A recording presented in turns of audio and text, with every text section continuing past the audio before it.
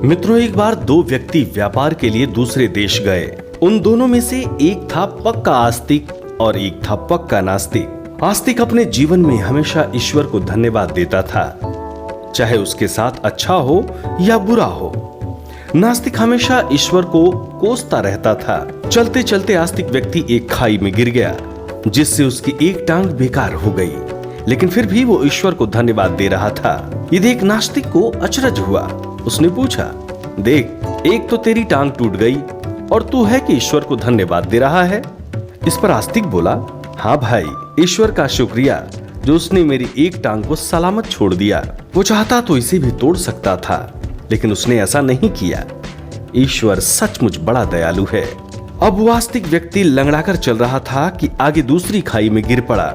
इस बार उसकी दूसरी टांग भी टूट गई। इस बार भी वो ईश्वर का शुक्रिया अदा कर रहा था। ये देख नास्तिक आग बबूला हो गया। वो तुनक कर बोला, पागल हो गए हो क्या?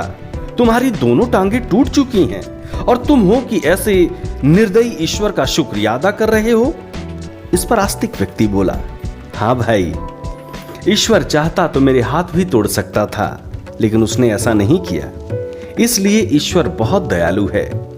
वो बड़े प्रेम से मुझे मेरे पुराने पापों का दंड दे रहा है। तुम इतनी मदद करो कि 2 लाठियों की व्यवस्था कर दो, ताकि बैसाखी बनाकर चल सकूं। नास्तिक मित्र ने 2 लाठियों की व्यवस्था कर दी। थोड़ा आगे चलने पर वो औंधे मुंह गिरा। उसके दोनों हाथ टूट चुके थे।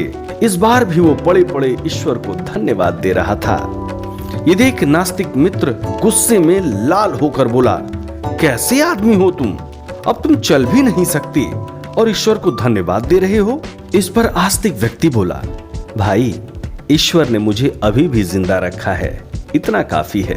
ये सुनकर नास्तिक व्यक्ति झुंझलाकर बोला, ठीक है, तो अब मैं तुम्हारी कोई मदद नहीं करने वाला। मांग लेना अपने ईश्वर से मदद। इतना कहकर वो नास्तिक व्यक्ति आगे बढ़ गया। थोड़ी देर बाद वहां से एक राजा की सवारी निकल रही थी। उसने उस व्यक्ति को वहां पड़ा देख उसकी मदद करने की सोची और उसे अपने साथ राजमहल ले गया। राजमहल में राजवैद्य ने उसकी चिकित्सा की और वो पूरी तरह से ठीक हो गया। राजा ने उसे अपने यहाँ नौकरी पर रख लिया। जब कुछ दिनों बाद नास्तिक व्यापारी उस राज्य में व्यापार करने आया तो उसे शाही सेना में देखकर चकित रह गया। नास्तिक उसके पास गया और उससे पूछा, ये सब कैसे हुआ? तो आस्तिक मित्र बोला, भाई, ईश्वर बड़ा दयालु है, जो हुआ सब उसी की कृपा है।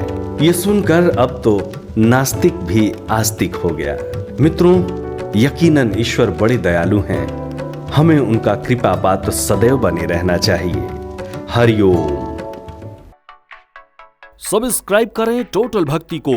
अब हमारे वीडियोस को सबसे पहले देखने के लिए बेल आइकन को दबाना ना भूलें।